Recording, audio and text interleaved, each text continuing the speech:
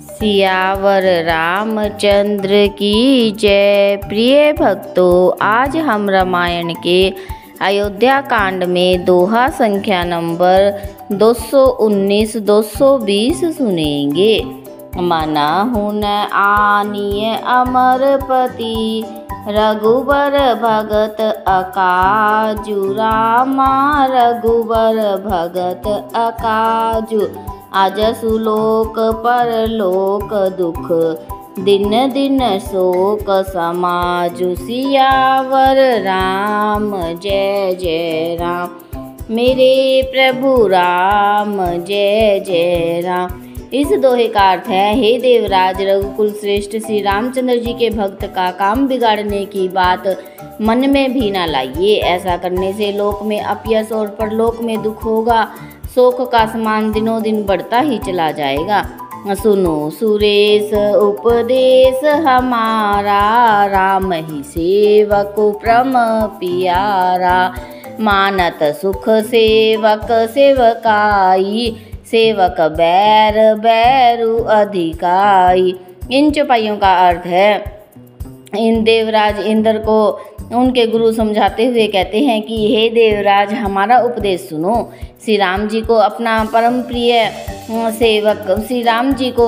सेवक परम प्रिय है। वे अपने सेवक की सेवा से सुख मानते हैं और सेवक के साथ वैर करने से बड़ा भारी वैर मानते हैं। यद्यपि सम नहीं राग न रोसु, गहहि न पाप पुनो गुण दोषु। कर्म प्रधान विश्व करी राखा, जो जस करई सो तस फलु चाखा। इन चौपाइयों का अर्थ है, यद्यपि वे सम है, उनमें न राग है न रोष है, न वे किसी का पाप पुण्य और गुण दोष ही ग्रहण करते हैं। उन्होंने विश्व में कर्म को ही प्रधान कर रखा है। जो जैसा करता है वैसा ही फल भोगता है।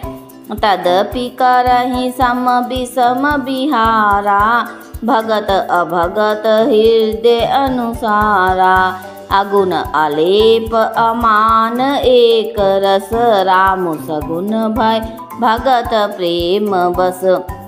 इन चौपाइयों का अर्थ है, तथापि वे भक्त और अभक्त के हृदय के अनुसार सम और विषम व्यवहार करते हैं। भक्त को प्रेम से गले लगा लेते हैं और अभक्त को मार कर तार देते हैं। गुण रहित निर्लेप मान रहित और सदा एक रस भगवान श्री राम भक्त के ही प्रेम वश ही सगुण हुए हैं। राम सदा सेवक रुचि राखी, वेद पुराण साधु सुर साखी। अस जिय जानी तजहु कुटिलाई, करहु भरत पद प्रीति सुहाई। इन चौपाइयों का अर्थ है, श्री राम जी सदा अपने सेवकों की रुचि रखते आए हैं। वेद पुराण साधु और देवता इसके साक्षी है। ऐसा हृदय में जानकर कुटिलता छोड़ दो और भरत जी के चरणों में सुंदर प्रीति करो।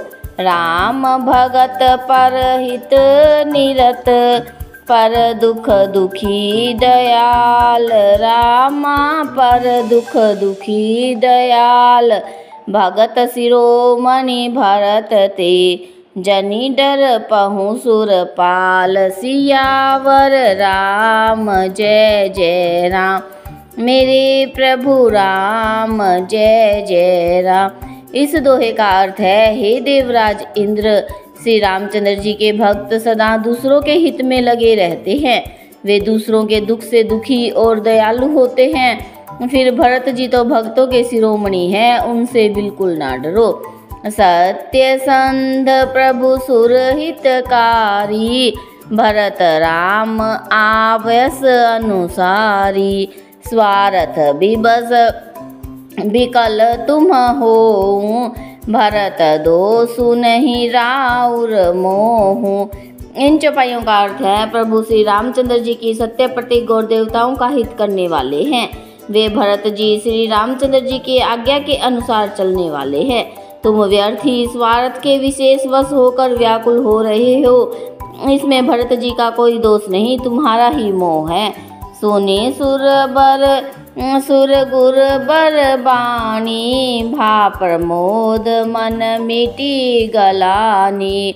बरसी परसून हर्षि सुर राऊ, लगे सराहन भरत सुभाऊ। इन चौपाइयों का अर्थ है, देवगुरु बृहस्पति जी की श्रेष्ठ वाणी सुनकर इंद्र के मन में बड़ा आनंद हुआ और उनकी चिंता मिट गई। तब हर्षित होकर देवराज फूल बरसाकर भरत जी के स्वभाव की सराहना करने लगे। एहि विधि भरत चले मग माही, दशा देखी मुनि सिद्ध सिहाही। जब ही राम कही लेहि हुलासा, उमगत प्रेम मनहु चहु पासा। इन चौपाइयों का अर्थ है, इस प्रकार भरत जी चित्रकूट के मार्ग में आगे बढ़ते जा रहे हैं। उनकी दशा देखकर मुनि और सिद्ध लोग भी सिहाते हैं। भरत जी जब भी राम कहकर लंबी सांस लेते हैं, तभी मानो चारों ओर प्रेम उमड़ पड़ता है। द्रवहि बचन सुनि कुलिश पसाना, पुरजन पे मुन जाई बखाना। बीच बास करी जमु नहीं आए, निरखी नीरु लोचन जल छाए। इन चौपाइयों का अर्थ है, उनके प्रेम और दीनता से पूर्ण वचनों को सुनकर वज्र और पत्थर भी पिघल जाते हैं। अयोध्या वासियों का प्रेम कहते नहीं बनता। बीच में निवास करके भरत जी यमुना जी के तट पर आए। यमुना जी का जल देखकर उनके नेत्रों में जल भर आया। रघुबर बरण बिलो की बर, बारी समेत समाज रामा, बारी समेत समाज। होत मगन बारिधि बिरह, चढ़े विवेक जहाज। सियावर राम जय जय राम, मेरे प्रभु राम जय जय राम। इस दोहे का अर्थ है, श्री रघुनाथ जी के श्याम रंग का सुंदर जल देखकर सारे समाज सहित भरत जी प्रेम से विहल होकर श्री राम जी के विरह रूपी समुद्र में डूबते डूबते विवेक रूपी जहाज पर चढ़ गए। अर्थात यमुना जी का श्याम वर्ण जल देखकर सब लोग श्याम वर्ण भगवान के प्रेम में विहल हो गए। उन्हें न पाकर विरह व्यथा से पीड़ित हो गए। तब भरत जी को यह ध्यान आया कि जल्दी चलकर उनके साक्षात दर्शन करेंगे। इस विवेक से वे फिर से उत्साहित हो गए। सियावर रामचंद्र की जय।